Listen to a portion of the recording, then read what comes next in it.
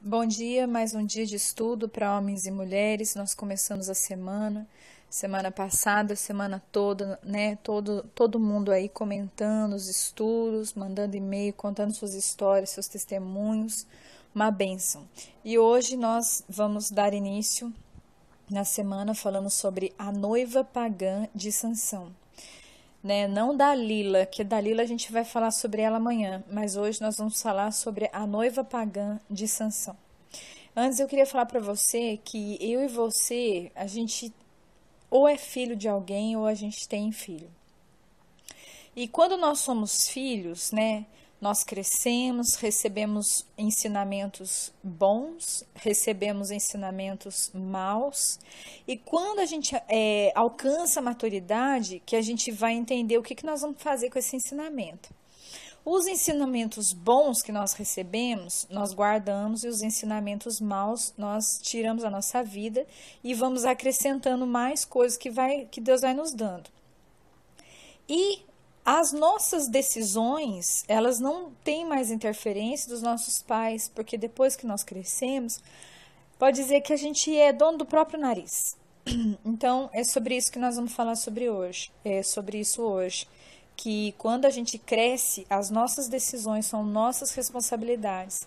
Através das nossas decisões, a gente pode colocar muitas pessoas para sofrer. Através das nossas decisões, nós podemos colocar muitas pessoas para se alegrar. Através das nossas decisões, nós podemos causar paz nas pessoas ou mal nas pessoas. Então, assim, o que a gente causa ou o que a gente causa na nossa vida é tudo relacionado com as nossas decisões, as nossas escolhas. E nem tudo tem a ver com a nossa educação, porque por mais que você sofreu quando você era uma criança, às vezes a sua mãe não te tratou bem, o seu pai te tratou como não devia, você não teve respeito, às vezes a pessoa que você podia confiar, a pessoa fez com que você perdesse a confiança. Isso não tem nada a ver com o que você vive hoje, porque Deus já jogou no mar do esquecimento todo o passado e Ele quer te dar uma nova história, mas a decisão está nas suas mãos. Você tem que escolher ser feliz e para ser feliz você tem que caminhar com o Senhor, esquecendo as coisas ruins e correndo atrás das coisas boas. Bom, Sansão, ele foi criado, todo mundo conhece, né, a história de Sansão, e hoje a gente vai conhecer um pouco mais. Sansão foi criado e separado para Deus, né, eu já falei na sexta-feira sobre isso, sobre o voto nazireu que foi feito, né, e ele cresceu, mas ele se tornou um pouco desobediente. Eu não sei se ele começou a confiar em si mesmo, esquecendo toda a força, né, que ele tinha, vinha de Deus, porque ele se tornou um homem, né, forte. E Deus prometeu que, né, para ele não cortar o cabelo, não se contaminar, que quando ele crescesse, ele ia usar Sansão, né, para livrar o povo de Deus das mãos dos filisteus, né, do inimigo. Então ele tinha uma força muito grande. Quando o Espírito Santo, né, se apossava dele ali, ele tinha uma força muito grande, mas eu não sei se ele esqueceu que essa força não vinha dele, vinha de Deus.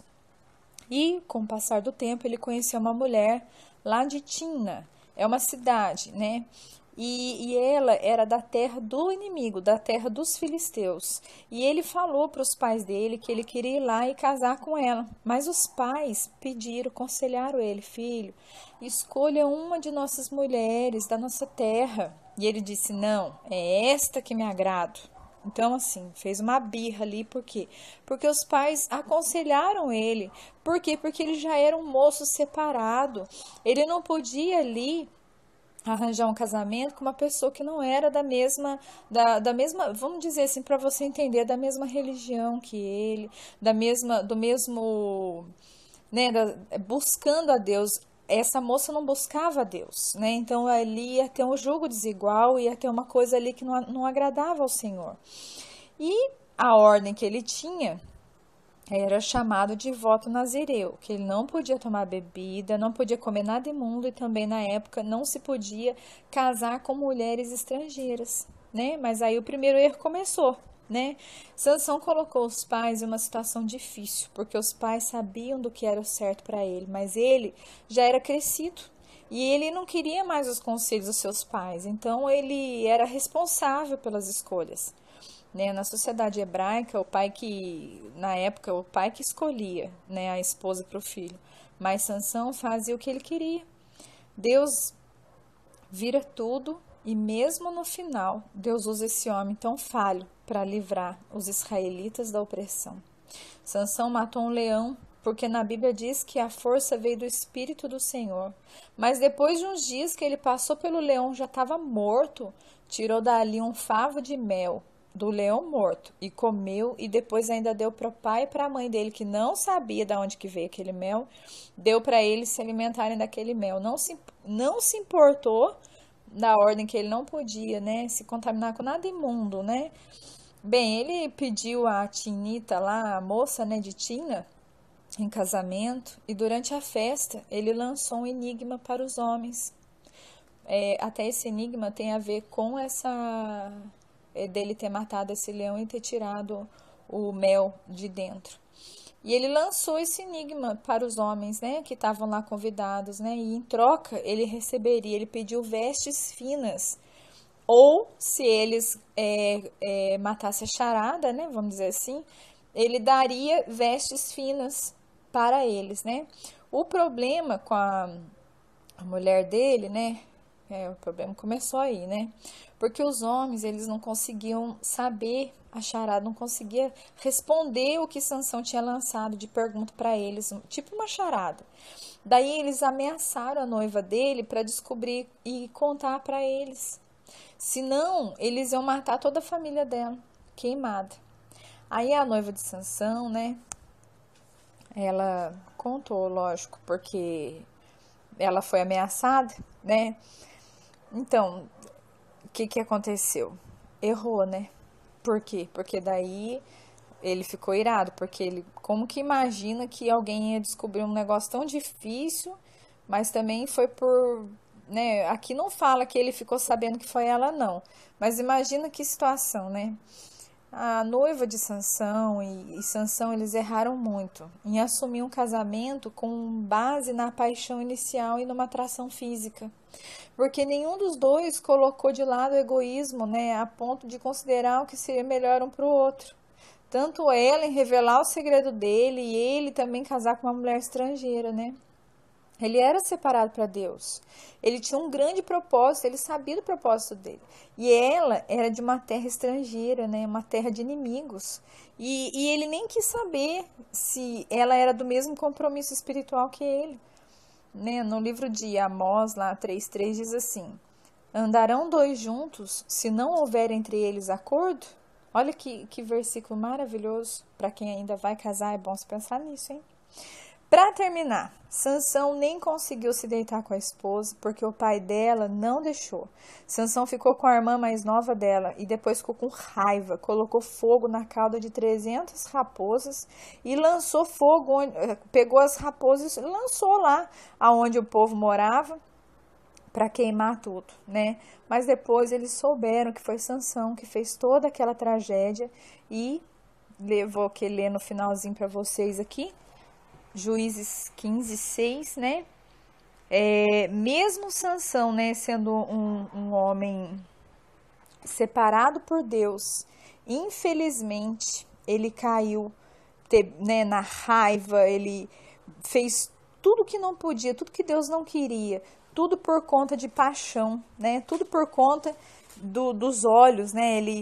Os pais aconselharam ele e ele não quis. Aqui em Juízes 15:6 fala assim: perguntaram os filisteus, quem fez isso? E responderam, Sansão, o genro do Tinita, porque ele tomou a mulher e a deu ao seu companheiro. Então subiram os filisteus e a queimaram, a ela e ao seu pai. Olha que tristeza, que tragédia.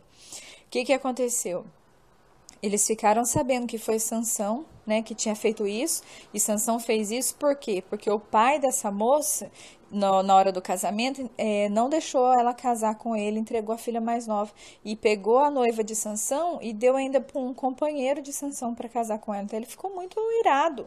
Por isso que tudo isso, né, de tragédia aconteceu. Mas aí os filisteus, vendo a ira de Sansão, que foi lá e tacou fogo onde eles estavam, eles pegaram a noiva pagã e pegaram o pai dela e tacaram fogo nela e mataram ela queimada. Ó, gente, que tristeza. Que tristeza. Muitos homens de Deus hoje, né, caindo por causa dos desejos desenfreados, né, traindo suas esposas e muitas esposas também traindo, também levando toda a família a uma desgraça por causa de falta de sabedoria, né? E Deus tem culpa? Não tem culpa. Porque Deus, ele é educado, ele é bom, ele nos deixa tomar decisões por nós mesmos, né?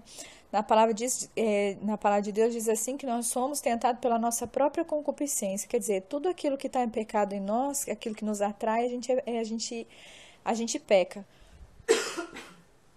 Desculpa. O que acontece? Quando nós temos um desejo desenfreado, a gente tem que pedir graça para o Senhor e fugir daquilo ali que nos tenta. Se tem algo no seu caminho que te faz errar, que te faz pecar, você não pode nem estar junto com essa pessoa, junto nessa situação. Por quê? Porque senão você vai errar. Né? Outro dia eu estava vendo uma ministração de adolescentes que namoram e tudo, e o pastor estava falando: você namora, não fica sozinho com seu namorado, não fica nos escurinhos da vida. Por quê? Porque senão você vai ser tentado e vai, infelizmente, vai acabar pecando, vai acabar errando. Por quê? Porque você está se colocando numa situação de risco. E Sansão fez isso, ele se colocou numa situação de risco, ficou vulnerável, quer dizer, desejo desenfreado, né, levou ele a errar e tantas pessoas foram prejudicadas por conta desse erro. Se hoje, né, você está afastado ou cometeu algo contra alguém, ou mesmo que você seja uma pessoa boa de Deus, né, se pergunte hoje se você realmente está arrependido.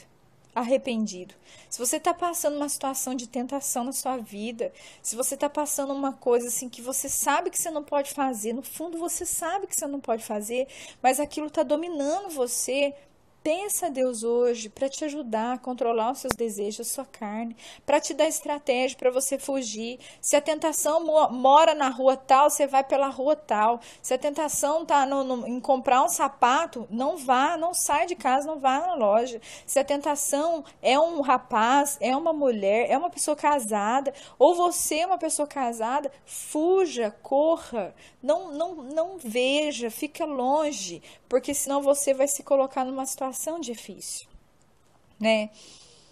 É muito sério, né? Lá em Números 32, 23, eu estava lendo meu devocional esses dias e estava assim: sabeis que o vosso pecado vos há de achar, né? O pecado, ele traz problemas e às vezes você não sabe porque as coisas estão indo mal ou pior na sua vida, né? E o pecado oculto traz grandes estragos. Precisamos trazê-los à superfície e tratá-los, né? Enfrente hoje, ou a derrota para sua vida será certa. Amém? Desculpa esse cajado aí, né? Esse cajado rosa de lacinho para começar a semana. É tão difícil, né? Uma palavra dura como essa, porque são tantas as tentações que nós sofremos. Mas só que é tão bom viver na obediência com o Senhor. E saiba que se você está vivendo uma situação difícil, não caia na tentação para você não colocar pessoas para sofrer. Certamente as pessoas vão sofrer. Por quê? Porque você vai dar brecha para o inimigo. Deus tem algo melhor preparado para você. Se o que você quer é errado, conte com Deus, que se você resistir a essa tentação, Deus vai preparar algo melhor para você. Amém? Deus te abençoe. Se um dia você quiser mandar seu testemunho, sua história por e-mail, vou ficar muito agradecida em receber, em ler, e isso vai edificar muito a minha vida. Deus te abençoe. Sheila Afonso @bol.com.br